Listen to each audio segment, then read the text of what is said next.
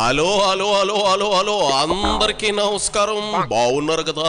మరి ఈ రోజు రావు గారి రచ్చబండలోకి వచ్చిన సెలబ్రిటీ ఎవరో నేను చెప్పబోయే ముందు యాజూజువల్గా ఈ వీడియోకి ఒక లైక్ ఇచ్చేసి మన కేకే న్యూస్ని సబ్స్క్రైబింగ్ చేసేసుకుని ఆ పక్కనే ఉన్న బెల్ గంటని పిడీల్మని ఒక దెబ్బ కొట్టేసి మీరు లైన్లో ఉండిపోండి. మరి రచ్చబండలోకి వచ్చిన సెలబ్రిటీ ఎవరో చూసే పనిలో నేను ఉంటాను.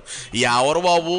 ఓహో, సజ్జల ముఖం చాటేశాడు విడుదల రజనీ ఆ పోస్ట్లోకి వచ్చింది అంటే ఏమో అనుకున్నాను. పాపం అలా వెళ్ళి బాలినేని బొజ్జకించిందో లేదో ఇలా ఆయన గారు పార్టీకి good bye good bye good bye అంటూ బై బై గుడ్ బై చెప్పేశాడు. అంటే వైసీపీలో రజనీది లక్కీ హ్యాండ్ కాదు, ఈవిడ కూడా ఐరన్ లెగ్గే అంటారేమో. మరి రోజా బాటలోనే ఓడిపోయిన ఈ మాజీ మంత్రి మొన్న జగన్ గుంటూరు జైల్లో నందిగం సురేష్ని కలవడానికి వచ్చినప్పుడు పిలవని పేరంటానికి వెళ్ళినట్లు వెళ్ళి తోపులాటలో నలిగిపోయింది పాపం. ఇదిగో ఇప్పుడు ఏదో మాట్లాడుతా అంటూ మీడియా ముందుకు వచ్చింది. ఇదిగో రజనీ, ఏంది నీ ఆ కహానీ చెప్పే, అట్టెలెట్టు మొదలెట్టు. ఇలానే మనం మొత్తం మీద కూడా చూసినట్టయితే మనకు స్పష్టంగా మొదటి నుంచి కూడా అర్థమవుతా ఉంది. ఏమని? ఈ మెడికల్ కాలేజ్ తీసుకురావాలి, ఈ రాష్ట్రంలో టెరిషరీ కేర్ స్ట్రెంథన్ చేయాలి అనేటువంటి ఆలోచన జగన్మోహన్ రెడ్డి గారు చేశారు. ఈ ఆలోచనని బాధ్యతగా మనం బాధ్యతగా అడుగులు వేసి మనం 5 కాలేజీలు తెచ్చాము, ఇంకా 5 రావాల్సినవి ఉన్నాయి. దీని మీద ఇప్పుడు కూటమి ప్రభుత్వము వాళ్ళు బాధ్యత తీసుకొని దీన్ని ఓన్ చేసుకొని ఈ రాష్ట్రంలో ఉన్నటువంటి ఎంతోమంది మెడికల్ ఎడ్యుకేషన్ చదవాలనుకున్నటువంటి విద్యార్థుల యొక్క ఆలోచనని, విద్యార్థుల యొక్క ఆశయాల్ని ఈరోజు కేవలం జగన్మోహన్ రెడ్డి గారికే ఇవన్నీ మనం అమలు చేస్తే పేరు వస్తుందనే దానికోసము ఈరోజు వాళ్ళ ఆశయాలను బలి చేస్తూ ఈ కూటమి ప్రభుత్వం అడుగులు ముందుకు వేస్తుందని తెలియజేస్తున్నాను. ఇదిగో సైబరాబాద్ మొక్క, నువ్వు రాజకీయాల్లో ఇంకా వానమాల దగ్గరే ఆగిపోయినట్లున్నావు. అందుకే యూకేజీకి తక్కువ ఎల్కేజీకి ఎక్కువ అన్నట్టు మాట్లాడుతూ ఉన్నావు. ఇప్పుడు రాజీవ్ ఆరోగ్యశ్రీ ఉందనుకుందాం, అది ఎవరి హయాంలో వచ్చింది? మీ మహానేత సీఎంగా ఉన్నప్పుడే కదా. మరి దాని బాబు గారు ఎన్టీఆర్ ఆరోగ్యశ్రీగా మార్చి అదే పథకాన్ని అందించారా, తీసేశారా?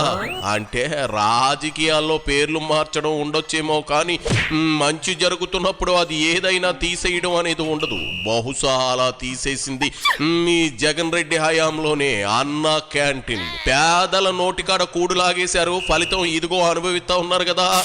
మెడికల్ సీట్లు వస్తే అది జగన్ రెడ్డి గొప్ప ఎలా అవుతుందో, సరైన సౌకర్యాలు లేకుండా కాలేజీల్లో సీట్లు ఇస్తే ఏ మాత్రం విద్యార్థులు ఎలా ఉపయోగపడుతుందో కూడా తెలియని నువ్వు ఓ మాజీ ఆరోగ్య శాఖ మంత్రి, చీ బుర్ర వాడుతున్నావా అసలు? ఇక ఈ 5 కాలేజీ ఈ సంవత్సరంలో రావాల్సిన వాటికి పరిస్థితి ఎలా ఉంది? ఇక నాకు తెలిసి నెక్స్ట్ ఫేజ్లో మనం అనుకుంటున్నటువంటి ఇంకో 7 కాలేజీలు ఉన్నాయి. వాటికైతే అసలు ఫ్యూచరే కనపడటం లేదు. ఈ రాష్ట్రంలోని విద్యార్థులకు ఆ హోప్ కూడా ఏమాత్రం కూడా అనిపించట్లేదు కూడా. ఎందుకంటే లీస్ట్ రెస్పాన్సిబిలిటీ, ఇర్రెస్పాన్సిబిలిటీ, వాళ్ళ యొక్క బాధ్యత నుంచి వాళ్ళు తప్పించుకుంటున్నారు అనేది మనకు స్పష్టమవుతా ఉంది. దీని మీద ఒక క్లారిటీ ఇస్తే, దీని మీద ఎక్స్ప్లెనేషన్ ఇస్తే చర్చ జరుగుతుంది. పైగా ఇదంతా కాకుండా మనం చూసినట్టయితే ఎంతో కష్టపడి వీటికి కావాల్సినటువంటి ల్యాండ్స్ని, ఇదిగో రజనీ, నువ్వు అనేవి కాసేపు నిజమే అనుకుందాం. మరి జగన్ రెడ్డి ఎందుకు ఓడిపోయాడు? పోనీ నువ్వెందుకు చిత్తుగా ఓటమి చవి చూసినట్లు? మీరు మంచి చేస్తే 11 సీట్లకే జనం ఎందుకు కట్టడి చేసినట్లు? వీటి సమాధానాలు ఉంటే సేపు నీ ప్రశ్నలన్నింటికి నేను జవాబులు ఇస్తాను. అంతేగాని మా జగన్ రెడ్డి అంత చేసేసాడు, ఎంత సింపేశాడు, సంక్షేమానికి కేర్ ఆఫ్ అడ్రస్గా నిలిచిపోయాడు అంటూ పాత శాఖ భజనలే చేస్తే నేను కాదు, జనం ఊరుకునేటట్లు లేరు, ఉరికించి కొట్టేటట్లు ఉన్నారు. అది సరే, నీ వంతు వరద సహాయ నిధికి ఎంత విరాళం ఇచ్చావు? 1000 కోట్లు ఉన్నాయిగా. విదేశాల్లో సాఫ్ట్వేర్ కంపెనీలు సైతం ఉన్నాయిగా. అంతా జగన్ రెడ్డికేనా? జనానికి ఏమి ఇవ్వవా? ప్రైవేటైజేషన్ అంటే పీపీపీ మాడ్యూల్, ట్రిపుల్ మాడ్యూల్ అనేటువంటి ఒక ఆలోచన, ఈ ప్రైవేటైజేషన్ అనేటువంటి ఒక ఆలోచన చేస్తూ మరి రాష్ట్ర ప్రజలందరికీ కూడా ఒక సందేహాన్ని కలిగిస్తూ వీళ్ళు ముందుకెళ్తా ఉన్నారు. అంటే ప్రైవేటైజేషన్ అంటే ఏంటండి? ఇక్కడ ఉన్నారు మీడియా వాళ్ళు. అన్న ప్రైవేట్ హాస్పిటల్కి వెళ్తే ఏమవుతుంది చెప్పండి? ప్రైవేట్ హాస్పిటల్కి వెళ్తే ఛార్జెస్ పడతాయి కదా, ఫ్రీగా చూస్తారా? చూడరు కదా. మరి ఈ మెడికల్ కాలేజ్తో అనుబంధంగా ఉండేటువంటి హాస్పిటల్కి రాష్ట్ర ప్రజలు వస్తే అక్కడ మనము ఉచిత వైద్య సేవలు అనేది అందిస్తారు ప్రజలకి. మరి ఇప్పుడు దీన్ని ప్రైవేటైజేషన్ చేస్తే రాష్ట్ర ప్రజలు ఏదైనా ఒక అనారోగ్య సమస్యతో ఆ హాస్పిటల్కి వెళ్తే డబ్బులు అడుగుతారు కదా, డబ్బులు కట్టాలి కదా. అంటే పేదవాడికి ఒక అనారోగ్య సమస్య వస్తే ఇప్పుడు పేదవాడి జోబులోంచి ఈరోజు ఖర్చు పెట్టుకునేటువంటి పరిస్థితికి మీరు తీసుకెళ్తున్నారా అనేటువంటి సందేహం మాకు కలుగుతూ ఉంది. సందేహమే కదా, దాన్ని అక్కడితో తొక్కుపట్టే. అయినా పేదల కోసం ఆరోగ్యశ్రీ ఉంది, అందులో 1000కి పైగా రోగాలను చేర్చాం, 25 లక్షల వరకు లిమిట్ ఉంది అని మీ జగన్ రెడ్డి గతంలో కూసాడుగా. అవన్నీ తూచేనా? ఇవన్నీ కల్లబుల్లి కబుర్లేనా?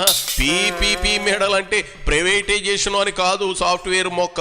పీపీపీ అంటే పబ్లిక్ ప్రైవేట్ పార్ట్నర్షిప్ అని. అది కూడా తెలియకుండా నువ్వు మంత్రిగా ఎట్ట ఎలగబెట్టబోయేది. వెనకడికి నీలాంటిదే ఎంకయ్యమ్మని మా ఊరి సేవలు మొక్కుతుంటేది. అది అంతే, దానికి అర్థమైందే నిజం అంటుంది. అదే తాను పట్టిన కుందేలకి 3 కాళ్ళు అనే రకం అనమాట. యా ఎంకయ్యమ్మకి రజనమ్మకి నాకైతే ఆటే తేడా తెలియట్లేదు. దీన్ని బట్టి మనకు స్పష్టంగా అర్థమవుతా ఉంది, ఈ యొక్క మెడికల్ కాలేజ్ అన్నిటినీ కూడా ఈ ప్రైవేటైజేషన్ పేరుతో ప్రైవేటు వాళ్లకు దారాదత్తం చేస్తూ ఒక పెద్ద స్కామ్కి తెరతీస్తున్నారని మనకు సందేహం కలుగుతూ ఉంది. అలాగే అప్పట్లో ఎన్నికల ముందు వీళ్ళంతా కూడా మేము అధికారంలోకి వచ్చిన 100 రోజుల్లో మీరు ఏదైతే మెడికల్ కాలేజ్కి సంబంధించినటువంటి జీవో తీసుకొచ్చారో ఆ జీవోని మేము రద్దు చేస్తాం అని మాయమాటలు చెప్పి ప్రజల్ని మోసం చేశారు. మరి ఇప్పుడు మీరు అధికారంలోకి వచ్చి దాదాపు 100 రోజులు మీ ఎవరేం అడ్డుకోలేదే. ఆ రోజున ఈ మెడికల్ కాలేజ్ తీసుకొస్తే ఈ మెడికల్ కాలేజ్ వాళ్ళ యొక్క సెల్ఫ్ ఫంక్షనింగ్కి ఎక్కడ ఇబ్బంది అవుతుందోనని అవి సెల్ఫ్ సర్వైవ్ అవ్వాలి, సెల్ఫ్ సస్టైన్ అవ్వాలి అనేటువంటి ఒక ఆలోచనతో సెల్ఫ్ ఫైనాన్సింగ్ అనేటువంటి ఒక విధానాన్ని మేము తీసుకొచ్చాం. చెస్ నీకు సబ్జెక్ట్ తెలియకపోతే పక్కకెళ్ళి ఆడుకోవాలి, కానీ ఇట్ట మా బురద ఇంటే ఏమవుతుంది? ఏంది కూటమి ప్రభుత్వం పెద్ద స్కామ్కు తెరతీస్తుందా?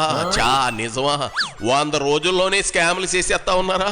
అబ్బో నువ్వు బళీగా కనిపెట్టేసావుగా, 007 లాగా ఏడ్చినట్లే ఉంది. ఇవిగో విడుదల రజని, నేను మాట చెప్తా. నేను పాపం గొట్టాల ముందుకు వచ్చి మాట్లాడడానికి ఎవరు ముందుకు రావడం లేదని జగన్ మొన్న మొహమాట పెట్టి మరీ మీడియా ముందుకు వచ్చి వదిలాడని మాకు అర్థమవుతా ఉందలే. కానీ ఇదిగో అనవసరంగా లేనిపోని మాటలు మాట్లాడి నీ పీకల మీదకు తెచ్చుకోకు. అసలే నీ మీద జగనన్న కాలనీల తాలూకా భూ కబ్జా కేసులు, ఆ స్టోన్ క్రషన్ వాళ్ళు వాటాలు అడిగామని పెట్టిన అవినీతి కేసులు ఉన్నాయి. అటు చేసి ఇటు చేసి నిన్ను శ్రీకృష్ణ జన్మస్థానానికి వెళ్లే వరకు జగన్ నిద్రపోయేలా లేడు చూసుకో.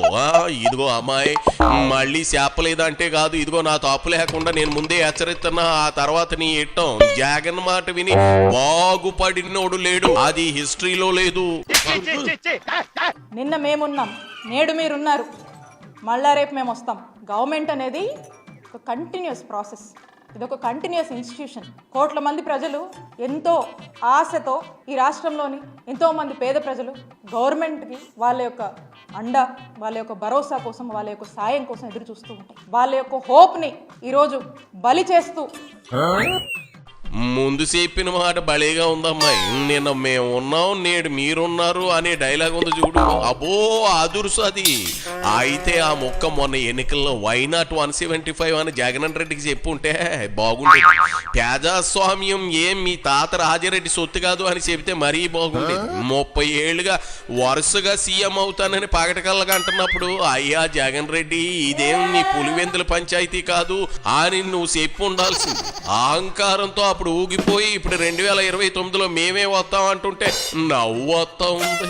నీకు బొత్తిగా రాజకీయాలు అబ్బలేదమ్మాయి.